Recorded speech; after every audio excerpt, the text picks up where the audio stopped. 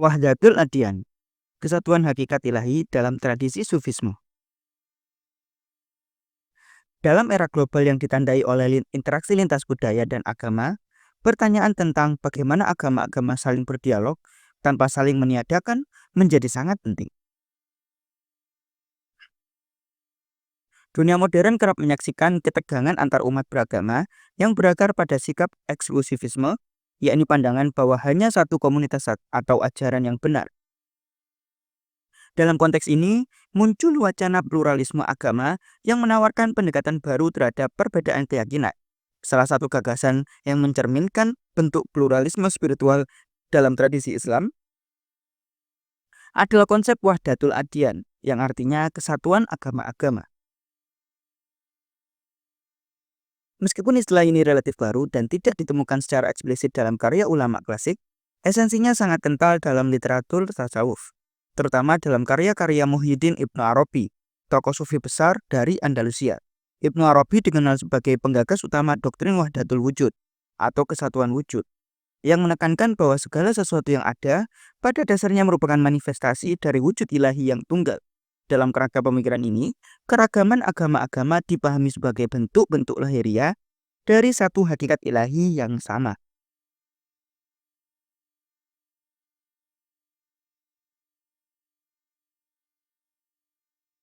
Akar teologis dalam Al-Quran. Dalam tradisi Islam, pengakuan terhadap eksistensi agama-agama lain bukan hal yang baru. Al-Quran membuat banyak ayat yang menunjukkan bahwa Tuhan tidak hanya mengutus Rasul kepada umat Islam saat ini, tetapi juga kepada umat lain. Dalam Quran Surat Al-Baqarah ayat 62, Allah berfirman, sesungguhnya orang-orang beriman, orang-orang Yahudi, orang-orang Nasrani, dan orang-orang Sabi'in, siapa saja di antara mereka yang beriman kepada Allah, hari akhir, dan beramal soleh, mereka akan mendapat pahala dari Tuhan mereka. Tidak ada ketakutan atas mereka, dan mereka tidak akan bersedih hati.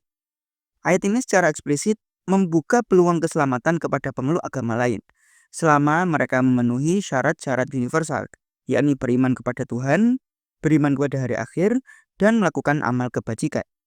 Hal ini diperkuat oleh Quran Surat Al-Maidah ayat ke-48. Yang artinya, untuk tiap-tiap umat di antara kamu, kami berikan aturan dan jalan seandainya Allah menghendaki, misalnya kamu dijadikan satu umat saja.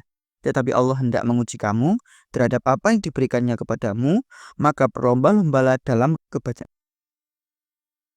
Ayat ini menyiratkan bahwa keberagaman keagamaan adalah bagian dari kehendak Tuhan dan menjadi ladang ujian moral bagi umat manusia. Dalam surat Al-Hujurat ayat 13 mengingatkan, yang artinya, wahai manusia, sesungguhnya kami menciptakan kamu dari laki-laki dan perempuan, dan menjadikan kamu berbangsa-bangsa dan bersuku-suku agar kamu saling mengenal. Dengan demikian, pluralitas manusia, termasuk dalam aspek agama, dilihat sebagai bagian dari tatanan kosmik yang bertujuan saling pengenalan, bukan untuk saling mendominasi. Gagasan sufistik tentang kesatuan hakikat. Para sufi memandang realitas tidak hanya dari aspek lahirnya saja, tetapi juga dari aspek batin atau hakikat. Dalam pandangan sufi, segala sesuatu yang ada adalah manifestasi dari Tuhan.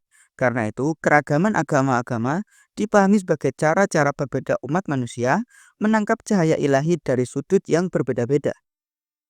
Ibnu Arabi menyatakan dalam puisinya yang terkenal, hatiku telah menjadi tempat segala bentuk, biara rahib, kuil berhala, padang rumput domba, Ka'bah bagi peziarah, lauh Taurat, dan mushaf Al-Quran. Aku mengikuti agama cinta, dan kemanapun kendaraan cinta membawaku, disitulah agamaku. Puisi ini menggambarkan visi spiritual yang mendalam, kesadaran bahwa Tuhan tidak terbatas pada simbol atau bentuk tertentu. Bagi Ibnu Arabi, Tuhan menampakkan diri dalam berbagai bentuk, dan setiap agama menangkap sebagian dari pancaran ilahinya. Perkembangan historis dari Rumi hingga Hamzah Fansuri. Meskipun Ibnu Arabi tidak menggunakan istilah Wahdatul Adyan, gagasannya memberi pengaruh besar pada tokoh-tokoh sufi yang lain. Jalaluddin Rumi Dalam puisinya kerap menekankan bahwa perbedaan bahasa dan bentuk hanyalah lapisan luar. Dalam salah satu bait masyhurnya, ia menulis yang artinya agama dan jalan berbeda-beda, tapi tujuannya satu, menuju lautan cinta yang sama. Sementara itu di India, tokoh sufi sekaligus pangeran Mughal bernama Dara Shikoh menulis buku berjudul Majma' al-Bahrain yang artinya persatuan dua lautan yang menjembatani antara ajaran Islam dan filsafat Vedanta Hindu. Bagi Dara, inti dari ajaran spiritual adalah pencarian akan Tuhan, bukan perbedaan ritus. Di Nusantara, Hamzah Fansuri, salah satu tokoh sufi awal abad ke-17, dalam syair-syairnya juga mengungkapkan bahwa hakikat Tuhan hanya bisa dicapai dengan melampaui sekat-sekat formalitas lahir. Ia berbicara tentang martabat tujuh sebagai simbol perjalanan spiritual manusia menuju kesadaran ilahi.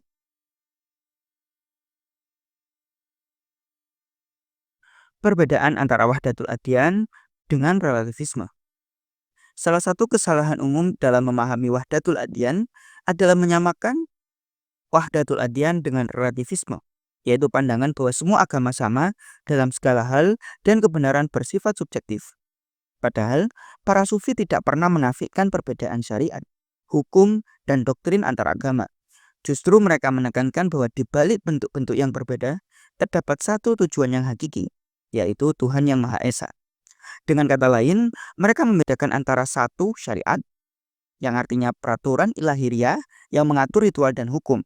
Dua, torikot, jalan spiritual, yang membawa kepada penghayatan batin. Dan tiga, hakikat, inti terdalam yang hanya bisa dicapai lewat pengalaman mistik.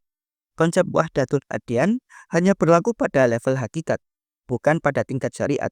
Para sufi sendiri tetap menjalankan syariat Islam secara disiplin. Yang mereka tolak adalah pandangan eksklusif yang mengklaim hanya satu kelompok yang memiliki akses tunggal kepada kebenaran mutlak.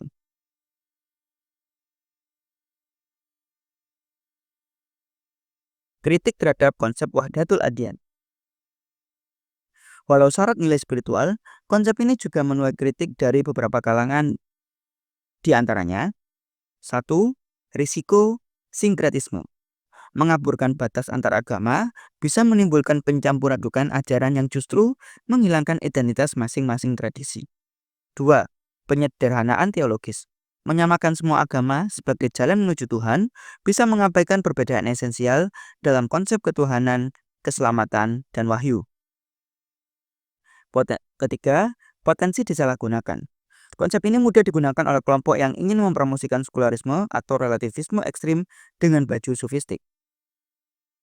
Namun para sufi menjawab ini dengan pendekatan spiritual yang seimbang. Mereka tidak menghapus batas-batas identitas, tetapi mengajarkan adab dalam menyikapi perbedaan. Bagi mereka, semakin dalam seseorang menapaki hakikat, semakin ia rendah hati dalam menyikapi perbedaan.